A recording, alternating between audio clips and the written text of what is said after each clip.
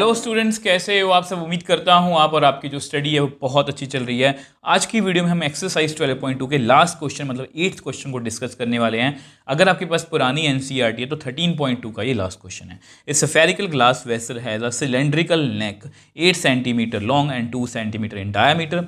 The diameter of spherical part is 8.5 centimeter. By measuring the amount of water it holds, a child find its volume to be 345 centimeter cube. Check whether she is correct, taking above as the inside measurements, and the pi is equal to 3.14. तो पहले question को समझते हैं। देखो question में कुछ भी नहीं है, तो ध्यान से देखो एक्चुअल में क्या हो रहा है। ये स्फेरिकल ग्लास है, तो ये ग्लास वेसल है स्फेरिकल, ठीक है, आपको दिख रही है। अब हैज़ ए सिलेंड्रिकल नेक, अब उसके ऊपर एक सिलेंडर लगाओ, इसको समझने की कोशिश करो, ठीक है। एक सफ़ियर है और उसके ऊपर एक सिलेंड्रिकल नेक बनी हुई है। ये इस तरह की शेप में कोई बर्तन है, आप ये मान लो, ठीक है। और अगर ये बर्तन है, ठीक है, अब उसमें जो है उसकी डायामीटर रेडियस वगैरह दी हुई है और वो हमें पूछ रहे हैं कि इसमें पानी कितना है। एक बच्चे ने उसका मतलब कि वॉल्यूम कैलकुलेट किया, वो कितना है 345। तो हमें ये देखना है कि ये करेक्ट है या नहीं। आई होप पहले आपको ये क्लियर है। एक बार क्वेश्चन मैं एक बार आपको डायग्राम बना के दिखाता हूँ, आपको और भी अच्छे से क्लियर। अब देखो ये डायग्राम जस्ट आपकी रेफरेंस के लिए, आपके समझने के लिए। ये स्फेरिकल पार्ट का डायामीटर है, ठीक है। ये सिलेंड्रिकल नेक क्या है, उसका डायामीटर है। तो ये हाइट ऑफ सिलेंडर कितनी हुई 8, हाइट रेडियस कितनी हुई 2/2 मतलब 1। अब ये टोटल डायामीटर, तो रेडियस कितनी हुई 8.5/2। हमें क्या करना है, by measuring amount of water it holds, इसमें कितना पानी आ सकता है, हमें ये फाइंड करना है, ठीक है। अब आपको पता है वॉल्यूम ऑफ सॉलिड, हमें वॉल्यूम ऑफ सॉलिड निकालना है। वो कैसे आएगा, अब देखो ये आपका वॉल्यूम का फॉर्मूला है। अगर हम सिलेंडर का वॉल्यूम निकाल दें, वो होता है πr²h, और वॉल्यूम ऑफ स्फीयर कितना होता है 4/3 πr³। यहाँ पर आर मैंने बढ़ा लिया, ठीक है। अब ऐसा करो, पाई को बाहर लिख लो एक बार, अंदर कितना रह गया r² और h 4/3 r³। जस्ट कैलकुलेशन है। अब 3.14 लेना है इसको। r कितना है हमारा 1 सिलेंडर का, h कितना है हमारा 8, 4/3 अब r³। अब r³ कितना है, मतलब 8.5/2 का क्यूब। ऐसा करते हैं कैलकुलेशन पार्ट, इसको हम नेक्स्ट पेज पे सॉल्व। अब देखो हम यहाँ पर थे तो 8.5/2 था, मैंने उसको ऐसे लिख लिया। 3 बार लिखना था, तो कैलकुलेशन करने की कोशिश करते हैं जितना ईजी हो जाए ये, ठीक है।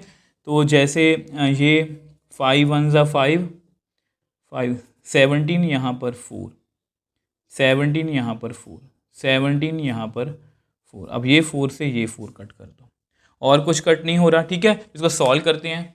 अब देखो यहाँ पर 17 को मल्टीप्लाई करो तो इतना आएगा, डिवाइड बाय 4 4 16 3 48। इसको डिवाइड करोगे तो इतना आएगा। थोड़ा इसको और सॉल्व करते हैं। 3.14 अगर आप इन दोनों को ऐड करोगे तो आपके पास आएगा 110.354167। अब इसको भी मल्टीप्लाई कर दो 3.14 से, तो आपके पास आएगा 346.512083। मैं बिल्कुल एक्यूरेटली लिख रहा हूँ सेंटीमीटर क्यूब। तो विच एम्प्लाइज, अब देखो हमारा जो वॉल्यूम ऑफ सॉलिड कितना है 346.51 अब सेंटीमीटर क्यूब अप्रॉक्सीमेटली। तो बुक में मतलब क्वेश्चन में कितना दिया हुआ है कि बच्चे ने कैलकुलेट किया 345, तो इसलिए वो गलत है, क्योंकि वो हमारे पास तो है बट वो एक्यूरेट नहीं है। 345 ही हमारा आना चाहिए था, ये इनकरेक्ट है। करेक्ट कितना है 346.51 सेंटीमीटर क्यूब। तो बहुत ईजी क्वेश्चन था कि जस्ट यहाँ पर ये था कि ये जो आपका स्फेरिकल है और ये उसकी नेक है, तो इसमें एक पानी भरा हुआ है। हमने कितना पानी हम भर सकते हैं, बाकी हमें रेडियस डायामीटर रेडियस और हाइट वगैरह दी हुई थी। हमने दोनों सॉलिड्स का, स्फीयर का अलग से वॉल्यूम कैलकुलेट किया, सिलेंडर का अलग से किया, ऐड किया, और हमारे पास हमारा जो आंसर है वो आ गया है। होप ये सभी क्वेश्चंस, ये एक्सरसाइज, ये हमारा चैप्टर यहाँ पर पूरा कंप्लीट है, क्योंकि आपको मैंने स्टार्टिंग से ही बता दिया था आपके रोड मैप में कि इसमें 2 ही एक्सरसाइजेज हमें करनी है नई बुक के अकॉर्डिंग। वैसे इसमें काफ़ी एक्सरसाइजेज हैं बट वो सभी सीबीएसई के नए सिलेबस में से रिमूव्ड हैं। बट हाँ, एक्सरसाइजेज कम हुई हैं, बट आपने इस बात का ध्यान रखना है कि आपने इस चैप्टर को हल्के में नहीं लेना। इसमें से लेटेस्ट सैम्पल पेपर में से 5 मार्क का क्वेश्चन आया हुआ है, इसमें आपको केस स्टडी भी आ सकती है। तो इसलिए आपने इस चैप्टर को बहुत ध्यान से करना है। अगर आपको फिर भी कोई डाउट है, आप मुझे नीचे कमेंट बॉक्स में लिख सकते हो, मुझे इंस्टाग्राम टाइम पर मैसेज भेज सकते हो,